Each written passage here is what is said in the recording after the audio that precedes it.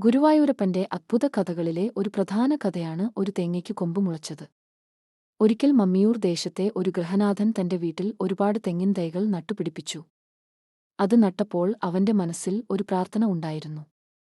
ഗുരുവായൂരപ്പാ, ഈ മരത്തിന്റെ ആദ്യ ഫലം നിനക്കാണ്. കാലം കടന്നുപോയി, ആ ചെറിയ തേങ്ങു വളർന്നു. തേങ്ങകളാൽ അത് നിറഞ്ഞു.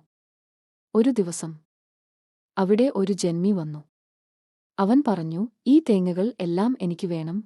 ആ മനുഷ്യൻ ശാന്തമായി പറഞ്ഞു, ഇവ എന്റേതല്ല. അത് ഗുരുവായൂരപ്പന് സമർപ്പിക്കാനാണ്. അതു കേട്ട ജന്മി ചിരിച്ചു. അതെന്താ? തേങ്ങക്ക് കൊമ്പുണ്ടോ? ഇത് സാധാരണ തേങ്ങയല്ലേ? അവൻ പറഞ്ഞു. ആ വാക്കുകൾ കേട്ട് ആ ഭക്തന്റെ ഹൃദയം തളർന്നുപോയി.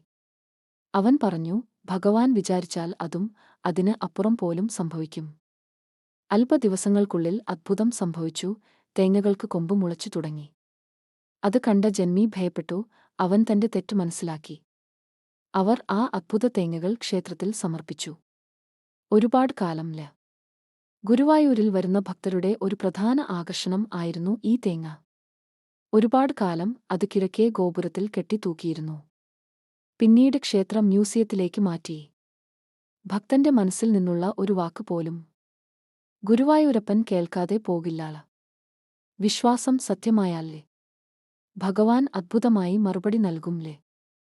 നിങ്ങളിൽ ആരെങ്കിലും ഗുരുവായൂർ സന്ദർശിച്ചപ്പോൾ ഇത് കണ്ടിട്ടുണ്ടോ? നിങ്ങളുടെ അനുഭവം കമന്റിൽ പറയൂ.